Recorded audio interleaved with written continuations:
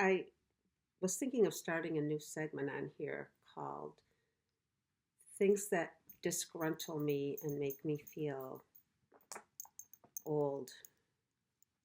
And that's kind of a sloppy name. I can maybe come up with something better. But here are two things that have disgruntled me recently. One is, I don't know, is anybody else on social media?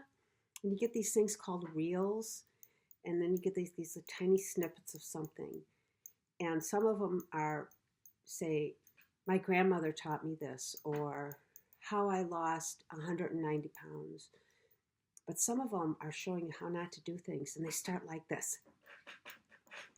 And automatically, when I see that, I want to do whatever they're telling me not to do. So some people might say that's mule-headed.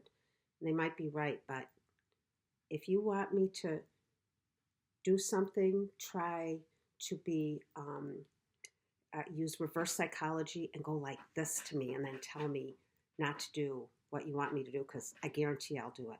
And the other thing is, when elderly people, like elderlier than me, call me young lady because they're trying to make me feel good, and it doesn't. And it used to just be older men who thought they were like patting this little old lady on the head and making me feel better. Now even older ladies are calling me young lady. It's like, this does not make me feel good. Don't bother anymore. So those are my disgruntled shares of the day. And now something of value.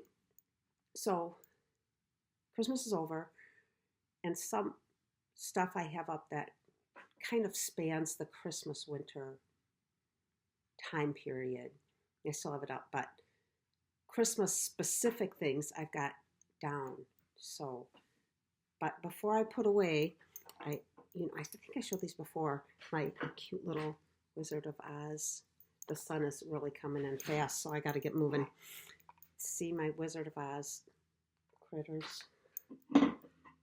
And I love them, but they're very Christmassy, so they're getting put away. And look, I had this little bicycle, so I always set it out to represent the Miss Gulch's like da da da da da da da. So before I put those away, though, I wanted to use them as a lead-in to give you something of value, and that is a book recommendation.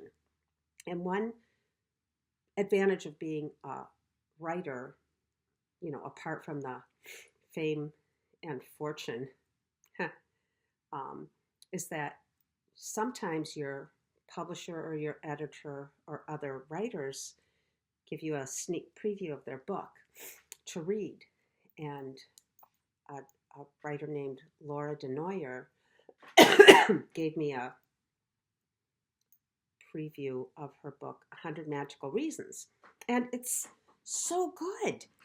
And it's out today on Amazon. And I just wanted to read you the book overview from Amazon. And it's available at Barnes & Noble too. And she impresses me as such a good writer. She's so thoughtful. And her words are just, she crafts words and scenes. And she's just amazing. So I've got a few seconds. I'm going to read this. Most fairy tales have happy endings, but is it too late for this one? After all, Mrs. Charlotte Rose Gordon, the disgruntled, I love that word, town recluse, is 88 and has grown weary of fighting the dragons of her past, including the desire to clear her husband's name of a 1918 crime. Dragons of a different kind pursue Carrie Cristlebreak. During 1980, the summer of her private rebellion, Carrie defies parental expectation and pursues her cafe dream. While waiting for funding, she takes a job with Mrs. Gordon. As Mrs. Gordon unfolds the story of her oppressive childhood and delightful friendship with the wonderful Wizard of Oz author, L. Frank Baum, Carrie never expects to encounter her own fears and soul-searching. In this modern-day fairy tale that weaves between 1980 and the early 1900s, Mr. Baum's influence impacts each woman's personal quests on a hero's journey neither anticipates. It's so good. And it takes place in a lot of it in Michigan, and I want to go visit all the places that she mentions. So I'm at 5 minutes. I'm going to put a link on my blog, authored by Anita.